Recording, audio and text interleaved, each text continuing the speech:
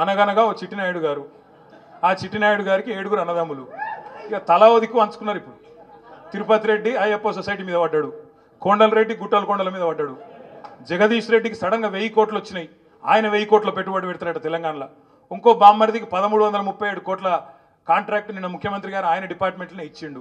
ఇక మొత్తం ఎక్కడికక్కడ స్వైర విహారం చేస్తూ ఉన్నారు. ఇక్కడికి వచ్చిన మా అన్నదమ్ములు నేను అడుగుతా ఉన్నా, రంగారెడ్డి జిల్లా బిడ్డలు కానీ మేడ్చల్ బిడ్డలు కానీ నేను అడుగుతా ఉన్నా, ఇలా హైదరాబాద్లో రియల్ ఎస్టేట్ ఎట్లుంది? డమాల్ అయిందా? తెలుసు. రంగారెడ్డి జిల్లా వాళ్ళకి, మేడ్చల్ జిల్లా వాళ్ళకి, హైదరాబాద్ చుట్టూనే జిల్లాల వాళ్ళకి తెలుసు.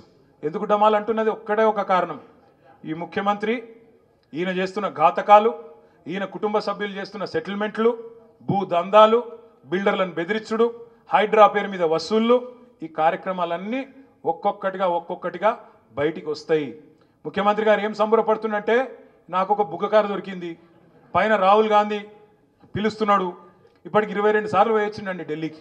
ఈయన చేసిన అతి గొప్ప పని ఏంటంటే 9-10 నెలల్లో 22 సార్లు ఎక్కే విమానం దిగే విమానం, చేసింది మాత్రం ఏం లేదు. గట్లున్నది కథ. ఒక్క కొత్త పథకం లేదు, పెన్షన్ పెంచింది లేదు. 100 రోజుల్లో చేస్తా అన్నాడా లేదా? 100 రోజులు అన్నాడా? మరి చేస్తున్నాడా? చేస్తలేడు. అందుకే నేను మీ అందరితో ప్రార్థించేది ఒకటే, ఎలక్షన్లు వస్తాయి మళ్ళా, అల్టిమేట్గా ప్రజల తీర్పే శిరోధార్యం ప్రజాస్వామ్యంలో. అవి కార్పొరేషన్ ఎన్నికలు వస్తాయి, అదేవిధంగా శేర్లింగంపల్లి ఉప ఎన్నిక కూడా ఖచ్చితంగా వస్తుంది, మమ్మాటికి వస్తుంది. మీ దానిలోకెళ్ళే కొత్త వాళ్ళు ఎవరు రారు, మీ దానిలోకెళ్ళే ఒకరు తప్పకుండా ఎమ్మెల్యే అవుతారనే మాట కూడా నేను మీకు విజ్ఞప్తి చేస్తా ఉన్నాను.